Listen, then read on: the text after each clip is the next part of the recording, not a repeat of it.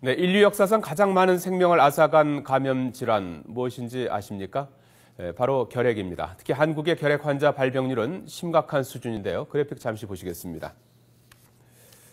질병관리본부의 통계인데요. 2002년에 3만 2천여 명이었는데 10년 뒤인 2012년에는 4만 명에 육박합니다.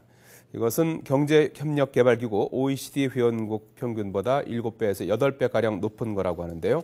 문제는 고령층으로 갈수록 이 결핵 환자가 급증하고 있다는 얘기입니다. 특히 70세 이상의 경우 한번 볼까요? 2002년에는 4,400여 명에서 2007년 6,300여 명, 2012년에는 1만 명을 훌쩍 뛰어넘었습니다. 그렇다면 생활 속의 결핵을 예방할 수 있는 방법은 무엇일까요? 관동대학교 가정의학과 오한진 교수 연결됐습니다. 오 교수님 안녕하십니까? 안녕하세요. 예. 한국인 가운데 30%가 결핵 보균자다 이런 보도도 있었는데요. 네. 우선 결핵 환자가 OECD 평균보다 7, 8배 높고 특히 고령층에서 환자가 급증하고 있다고 하는데요. 이유가 무엇입니까? 우선은 잠복 결핵이라고 결핵균은 있으나 활성화되지 않은 상태의 환자가 대단히 많다는 것이 문제가 될 것 같습니다. 예. 전 세계적으로도 이 인구의 3분의 1이 이런 잠복 결핵 환자다라고 얘기할 수 있는 정도인데요. 이런 사람들이 연령이 증가하면서 면역력이 떨어지면서 결핵 환자로 반전되기 때문에 이렇게 고령층 환자가 높아지는 것으로 생각되고 있습니다. 결핵이란 게 감기 증상하고 흡사하기 때문에 구분하기가 어렵다고 하는데요. 구체적인 증상은 어떻습니까? 구체적인 증상은 기침과 가래가 기본입니다. 예. 감기는 아주 고열이 날 수도 있고 온몸이 쑤시고 아픈 이런 증상이 동반이 될 수 있지만 이 결핵은 미열이 나기 때문에 아주 심한 아픔이나 통증 같은 것은 별로 없습니다. 예. 또 시간이 좀 지나면은 객혈을 한다든지 숨쉬기가 어렵다든지 체중 감소 같은 이런 전신적인 증상까지도 나타날 수가 있습니다. 예. 이게 결핵이 기침이나 재채기를 통해서 감염된다면서요? 그렇습니다. 예, 생활 속에서 좀 예방할 수 있는 방법도 짚어주시죠. 예, 우선은 결핵 환자와 같이 생활하는 것을 피하는 것이 가장 좋겠는데요. 예. 결핵 예방 수칙으로 가장 중요한 것은 이제 자신의 면역성을 높이는 꾸준한 운동이나 균형 있는 영양을 섭취하시는 것이 가장 좋겠고요. 예. 또 환기를 자주 시키면 이 결핵균이 밖으로 자꾸 배출이 되고 희석이 되기 때문에 우리가 쉽게 이겨낼 수가 있습니다. 예.